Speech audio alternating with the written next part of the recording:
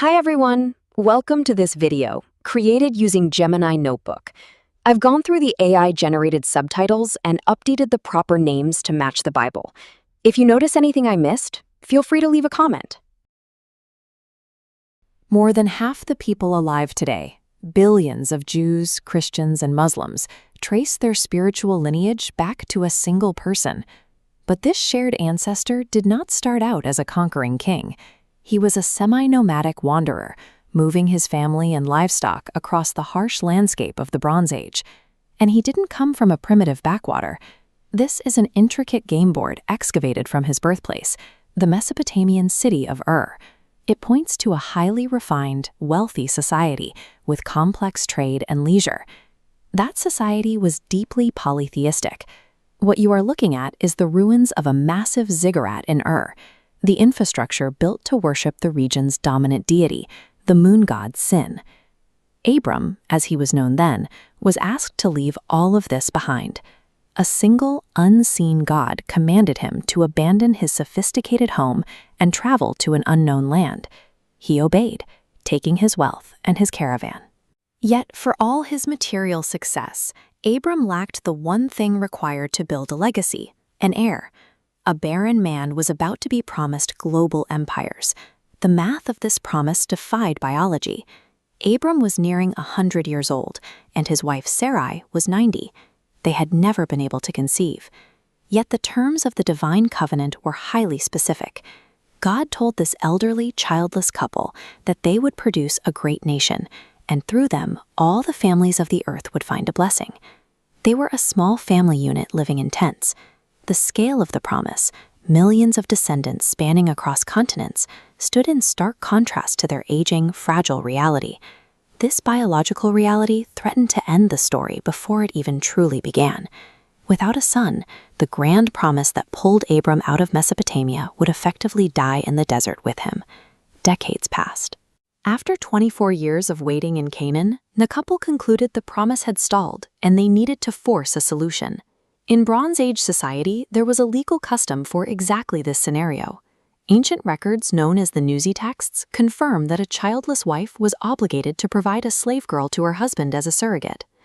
Operating within these cultural norms, Sarai offered her Egyptian slave Hagar to Abram. The result of that union was a son named Ishmael.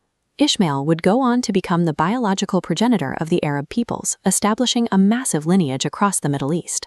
Fast forward to the present day, and Islamic tradition places deep reverence on this ancestral line. Muslims honor Abraham as a pure monotheist and an imam, or supreme leader, of the peoples. That reverence is built into the geography of the faith. This is the Kaaba in Mecca. Islamic tradition holds that Abraham and Ishmael constructed this sanctuary together, linking the ancient patriarch directly to the absolute center of Muslim worship.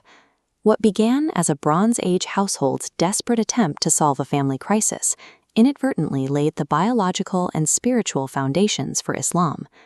Back in the biblical narrative, God intervened again, renaming Abram to Abraham, which translates to father of a multitude. Against all biological odds, the 90-year-old Sarah finally gave birth to Isaac. This child secured the physical lineage of the Hebrew people. But the covenant required a final, severe test. God commanded Abraham to take this long-awaited son to a mountain in Moriah and offer him as a sacrifice. Abraham agreed to do it. The New Testament writer of Hebrews explains his radical theological logic. Abraham reasoned that if God had promised Isaac would be the heir, God could simply raise the boy from the dead to keep his word. At the climax of the test, an angel halted the knife. A ram was provided as a substitute, and the covenant was permanently solidified in blood. That singular, absolute act of obedience cemented Abraham's status as the foundational patriarch of Judaism and secured his descendants as the legal heirs to the Promised Land. Centuries later, the Apostle Paul looked back at this history and faced a profound theological dilemma for the early Christian church. Paul had to answer a critical question. Was the blessing of Abraham restricted exclusively to the physical descendants of Isaac, or could it include the rest of the world? To find the answer, Paul looked at the timeline. As this diagram shows, God declared Abraham righteous in the book of Genesis, based entirely on his trust in the promise. This event happened years before the requirement of circumcision and centuries before the law of Moses existed. Because faith came first, Paul argued that biology was no longer the sole requirement. As we expand this timeline, you can see the lineage branching out. It bypasses strict genetics to include anyone who shares Abraham's trust in God. Through this concept of spiritual adoption, early Christianity broke the boundaries of physical ancestry. It allowed believers from any nation on earth to claim the title of a true heir to Abraham. When we look at the complete arc of Abraham's life, his true journey was internal. He transitioned from the transactional, idol-based polytheism of the ancient Near East into an intimate, faithful relationship with a single creator. There is a sharp irony in his story. He is remembered as a towering figure of history, but he lived his entire life in Canaan as a resident alien, a wanderer who never built a capital city. When he finally died at the age of 175, the only piece of the Promised Land he actually owned was a burial site. This is the Cave of the Patriarchs in Machpelah, sitting behind massive stone walls. It represents the tiny physical footprint he left behind. He didn't even conquer that small plot of land. He had to engage in a formal legal contract to purchase it from the local Hittites just so he could bury Sarah. Abraham died without ever seeing the vast empires he was promised. He possessed almost no territory, holding nothing but total trust in the covenant he had made. Yet, that trust resonated through millennia. In Judaism, he remains the pioneer of the covenant, the physical father who forged a nation. In Christianity, he stands as the supreme archetype of justification. He proves that righteousness is earned through faith rather than works or bloodlines.